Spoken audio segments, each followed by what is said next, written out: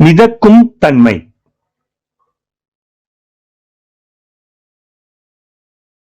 கப்பல்கள் மிதக்கின்றன. ஆனால் ஒரு கல் மூழ்குவது ஏன்? கண்டுபிடிப்போம்.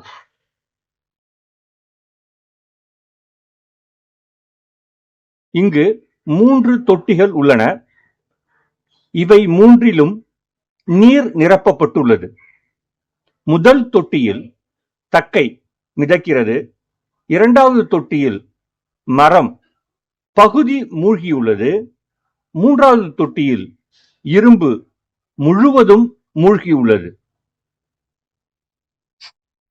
நாம் எதையாவது தண்ணீரில் போட்டால் அது மூழ்கிவிடும் அல்லது மிதக்கும். ஏன் என்று எப்பொழுதாவது யோசித்திருக்கிறீர்களா? இதற்கான பதில் மிதக்கும் தன்மை எனப்படும் ஒரு விசையில் உள்ளது.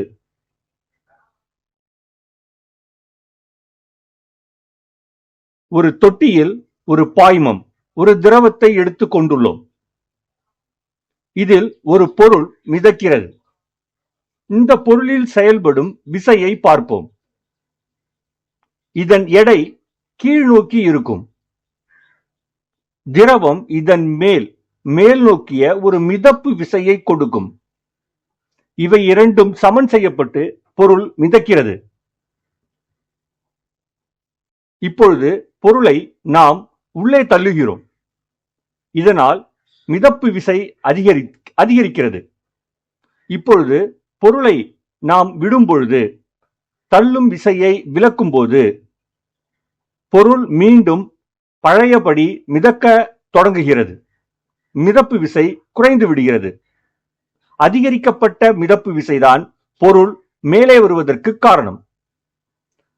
ஒரு பொருள் ஒரு திரவத்தின் மேல் வைக்கும் போது அது திரவத்தை தன் வழியிலிருந்து வெளியே தள்ளுகிறது. பின்னர் திரவம் தன் இடத்தை அடைய முற்பட்டு பொருளை மேலே தள்ளுகிறது. இந்த மேல் நோக்கிய தள்ளுதல் மிதப்பு விசை அல்லது மேல் நோக்கிய உந்து விசை என்று அழைக்கப்படுகிறது. வரையறை. ஒரு பொருள் ஒரு திரவத்தில் இருக்கும்போது அந்த திரவம் அதை மேல் நோக்கி தள்ளுகிறது. இந்த மேல் நோக்கிய விசை மிதப்பு விசை அல்லது மேல் நோக்கிய உந்து விசை என்று அழைக்கப்படுகிறது. மிதக்கும் தன்மை என்பது மிதப்பு விசையை உணரும் ஒரு நிகழ்வாகும். ஆர்க்கிமிடிஸ் கொள்கை. ஆர்க்கிமிடிஸ் சொல்வதை கேட்போம். யுரேகா. ஒரு பொருள் ஒரு திரவத்திற்குள் இருக்கும்போது அது இடம்பெயரச் செய்த திரவத்தின் எடைக்கு சமமான மேல் நோக்கிய உந்து விசையை உணர்கிறது. ஒரு பொருள் ஒரு திரவத்திற்குள் இருக்கும்போது அது இடம்பெயரச் செய்த திரவத்தின் எடைக்கு சமமான மேல் நோக்கிய உந்து விசையை உணர்கிறது. இதுதான் ஆர்க்கிமிடிஸின் கொள்கை. சில பொருள்கள் மிதப்பதற்கு இதுவே காரணம். ஆர்க்கிமிடிஸ் கொள்கை ஒரு பொருள் மீது செயல்படும் மிதப்பு விசையின் எண் மதிப்பை கொடுக்கிறது. மூழ்கிய பொருள் மீது செயல்படும் மொத்த மேல் நோக்கிய உந்து விசை. ஒரு பாய்மத்தை ஒரு தொட்டியில் எடுத்துக் கொண்டுள்ளோம். இதில் ஒரு பொருள் வைக்கப்படுகிறது. இந்த பொருள் அந்த இடத்தில் உள்ள திரவத்தை வெளியேற்றுகிறது. வெளியேற்றப்பட்ட திரவம் தன் பழைய இடத்தை அடைவதற்கு பொருளின் மேற்பகுதியில் ஒரு விசையை கொடுக்கிறது. இந்த விசையின் தொகுபயன் விசை எப்பொழுதும் மேல் நோக்கி இருக்கும். இதுவே மேல் நோக்கிய உந்து விசை என்று அழைக்கிறோம். மிதப்பு விசை அல்லது மேல் நோக்கிய உந்து விசை என்று அழைக்கிறோம். வரையறை. ஒரு பொருள் ஒரு திரவத்தில் பகுதியாக அல்லது முழுமையாக மூழ்கியிருந்தால் அது மேல் நோக்கிய உந்து விசையை உணர்கிறது. இந்த மேல் நோக்கிய உந்து விசை இடம்பெயர்ந்த திரவத்தின் எடைக்கு சமமாக இருக்கும். மேல் நோக்கிய உந்து விசை இடம்பெயர்ந்த திரவத்தின் ஈர்ப்பு மையத்தின் வழியாக செயல்படுகிறது. மேல் நோக்கிய உந்து விசை இடம்பெயர்ந்த திரவத்தின் ஈர்ப்பு மையத்தின் வழியாக செயல்படுகிறது. பொருள் மிதக்கிறது அல்லது பொருள் மூழ்குகிறது. முதலில் பொருள் மிதப்பதை பற்றி பார்ப்போம். இங்கு பொருள் மிதக்கும் பொழுது பொருள் மேல் நோக்கிய உந்து விசையை உணர்கிறது.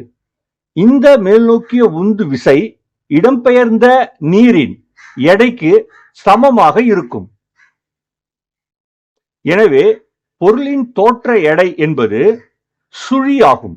ஏனென்றால் இதன் உண்மை எடை மற்றும் மேல் நோக்கிய உந்து விசை இரண்டும் சமமாக இருப்பதால் தோற்ற எடை, பொருளின் தோற்ற எடை சுழி. பொருள் மூழ்குகிறது. இந்த படத்தை கூர்ந்து கவனிப்போம்.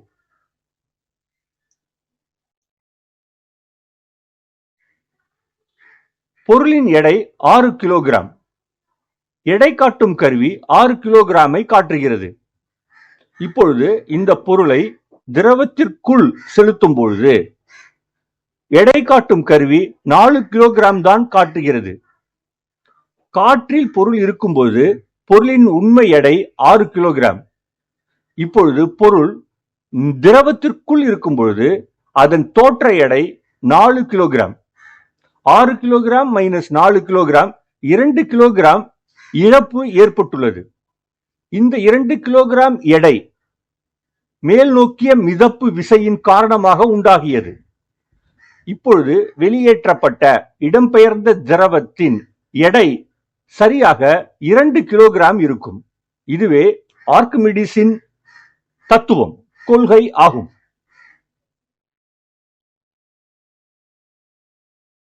பொருளின் தோற்ற எடை என்பது பொருளின் உண்மை எடை மைனஸ் மேல் நோக்கிய உந்து விசை. இது சுழிக்கு சமமாக இருக்காது. மிதந்தால் மட்டுமே சுழிக்கு சமமாக இருக்கும். மிதப்பு விசையின் எண் மதிப்பு F equals VI rho L G. இங்கு VI என்பது மூழ்கிய திடப்பொருளின் பருமன். எவ்வளவு பகுதி, பொருளின் எவ்வளவு பகுதி திரவத்தில் மூழ்கி இருக்கிறதோ அந்த பகுதியின் பருமன் தான் VI. rho L என்பது திரவத்தின் அடர்த்தி ஆகும். G என்பது புவியீர்ப்பு விசையால் ஏற்படும் முடுக்கம். மேல் நோக்கிய உந்து விசை இடம்பெயர்ந்த திரவத்தின் ஈர்ப்பு மையம் வழியாக செங்குத்தாக மேல் நோக்கி செயல்படுகிறது. ஒரு திரவத்திற்குள் இருக்கும் ஒரு பொருளின் தோற்ற எடை, ஒரு திரவத்திற்குள் இருக்கும் ஒரு பொருளின் தோற்ற எடை. அதே படம். தோற்ற எடை என்பது உண்மை எடைக்கும் மேல் நோக்கிய உந்து விசைக்கும் இடையே உள்ள வேறுபாடு ஆகும். இப்பொழுது உண்மை எடை, பொருளின் உண்மை எடை என்பதை VO ρO G என்று எழுதலாம். VO என்பது பொருளின் கன அளவு அல்லது பருமன். ρO என்பது பொருளின் அடர்த்தி. இதே போல FB மேல் நோக்கிய உந்து விசையை VL ρL G என்று எழுதலாம். VL என்பது இடம்பெயர்ந்த திரவத்தின் பருமன். ρL என்பது திரவத்தின் அடர்த்தி. நமக்கு நன்றாக தெரியும் VO என்பதும் VL என்பதும் சமம். எனவே W apparent equals VO G multiply within bracket ρO minus ρL. இது ஒரு முக்கியமான சமன்பாடு. இப்பொழுது நமக்கு 3 சிறப்பு நேர்வுகள் இருக்கின்றன. முதலாவது, பொருளின் அடர்த்தி திரவத்தின் அடர்த்தியை விட குறைவாக இருந்தால் நமக்கு நன்றாக தெரியும் பொருள் மிதக்கும்.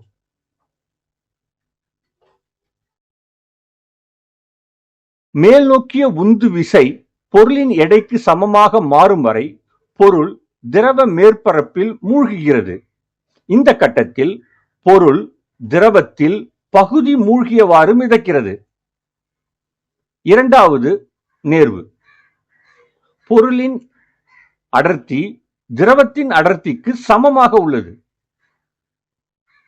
இப்பொழுது பொருள் மேற்பரப்பிற்கு கீழே மிதக்கிறது, அது தரையை தொடுவதில்லை. திரவத்தின் மேற்பரப்பிற்கு கீழே பொருள் முழுமையாக நீரில் மூழ்கி மிதக்கிறது. மூன்றாவது நேர்வு, பொருளின் அடர்த்தி அது திரவத்தின் அடர்த்தியை விட அதிகமாக உள்ளது. பொருள் மூழ்கிவிட்டது. பொருளின் எடையை சமன்படுத்த திரவத்தின் மேல் நோக்கிய உந்து விசை போதுமானதாக இல்லை. எனவே பொருள் மூழ்கிவிடும்.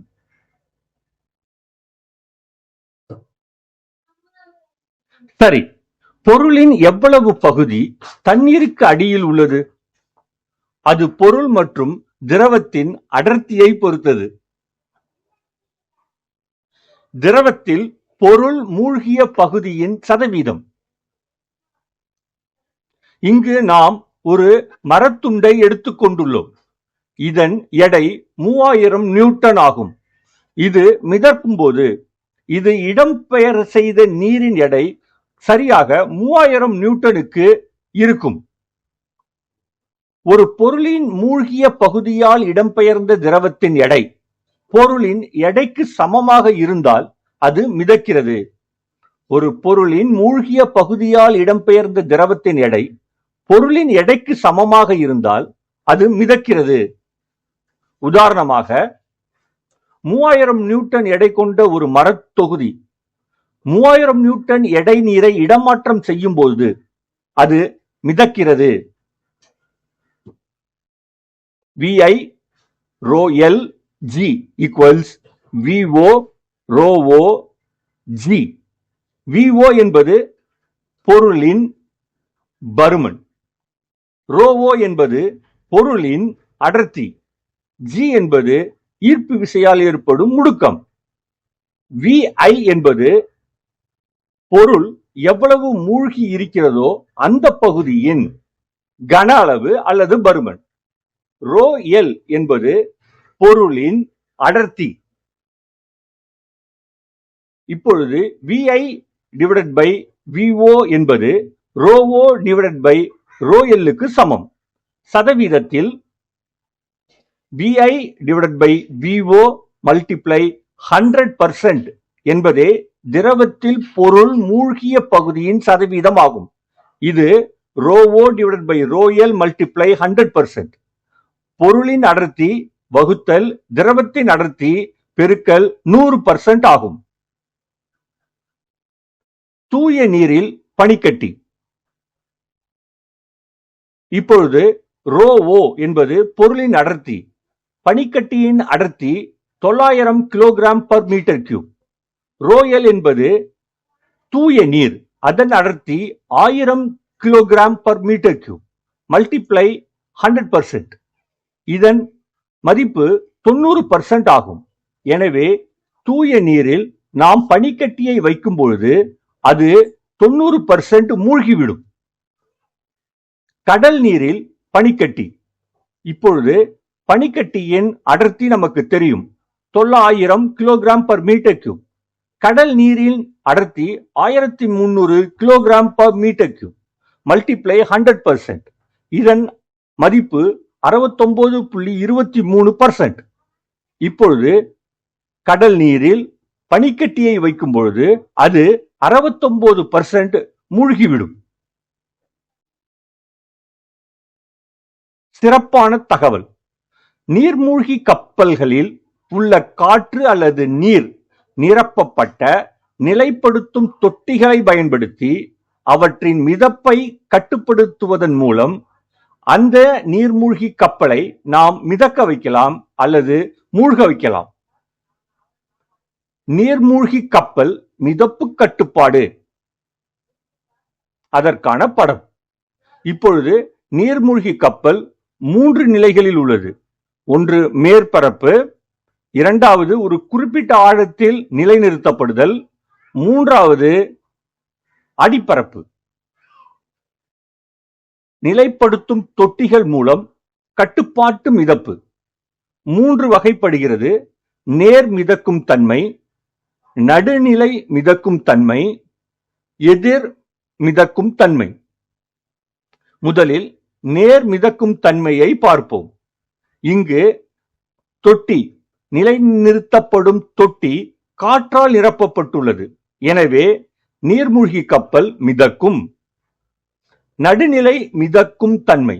இங்கு காற்று மற்றும் நீரின் 2 கலவைகளும் ஒரு சமன் செய்யப்பட்ட மதிப்பை பெற்று நீர்மூழ்கி கப்பல் ஒரு குறிப்பிட்ட ஆழத்தில் நிலையாக மிதக்கிறது.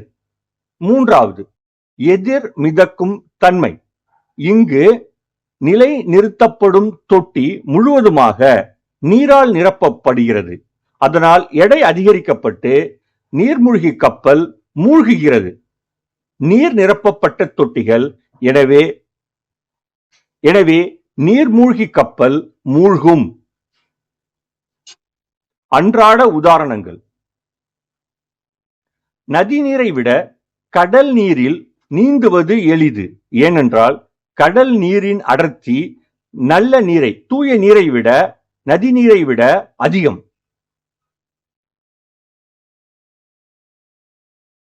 தண்ணீரை விட அடர்த்தி குறைவாக இருப்பதால் பனிக்கட்டி மிதக்கிறது.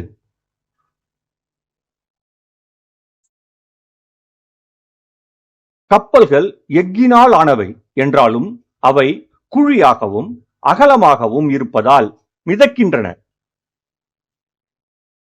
அடுத்த முறை நீந்தும் போது, காகித படகை மிதக்க விடும்போது அல்லது தண்ணீரில் எதையாவது போடும்போது நினைவில் கொள்ளுங்கள், இது எல்லாம் மிதக்கும் தன்மை பற்றியது.